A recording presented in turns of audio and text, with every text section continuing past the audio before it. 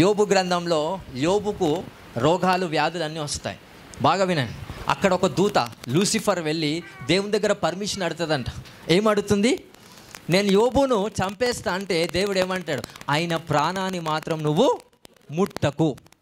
Right, నేను ఆయన ప్రాణాన్ని ముట్టా, కానీ నిన్ను దూషించేలాగా నేను చేస్తా. ఎవరిని?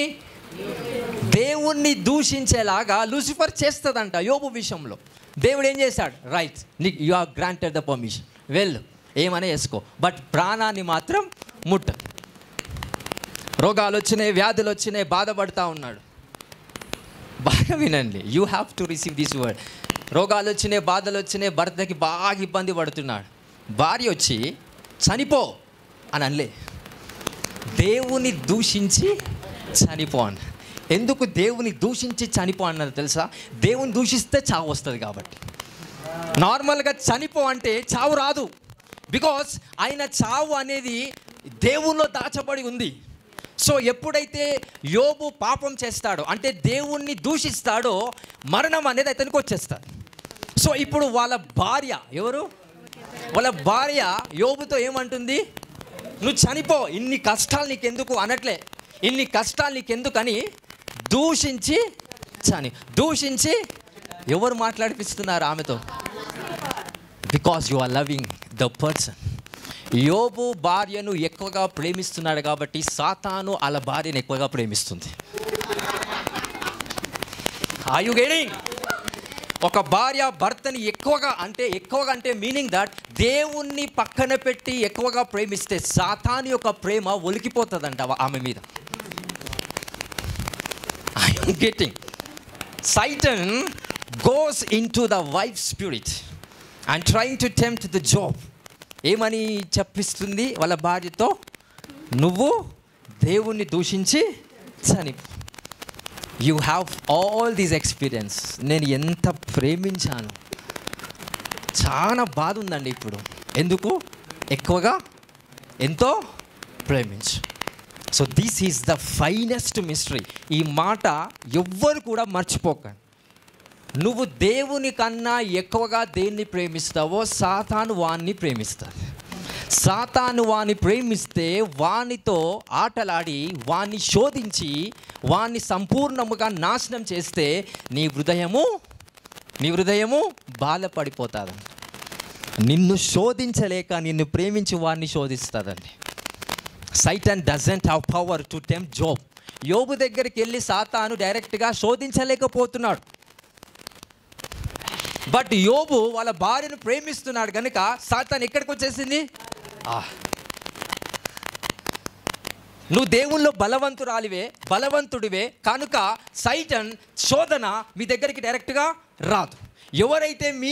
ఎవరినైతే ఎక్కువగా ప్రేమిస్తారో సైటన్ వాళ్ళ దగ్గరకు వచ్చి వాళ్ళను శోధిస్తే, వాళ్ళని హింసించి, వాళ్ళ ద్వారా నిన్ను శోధిస్తాడు. ఎంతమందికి అర్థమవుతుంది? If you love the person more than God, he is the lover of సైటన్. సాతానికి ప్రియుడు కూడా ఉన్నారు.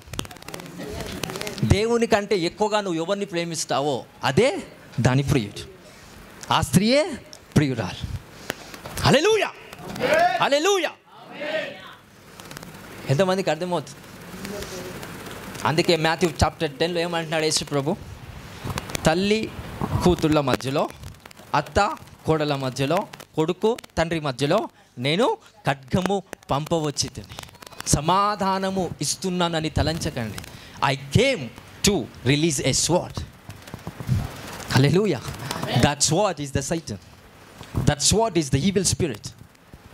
సౌలు యొక్క లైఫ్లో ఎవరు వచ్చారండి? దేవుని ఆత్మ రాలే. ఎవరు వచ్చారు? సైటన్ వచ్చారు. Hallelujah. So all these scriptures has to be meditated. So యోబు దగ్గరికి తన భార్య, ఎవరు? భార్య వచ్చి ఏమంటుంది? దేవుణ్ణి దూషించి డైరెక్ట్గా చెప్పొచ్చుగా చచ్చిపో అని.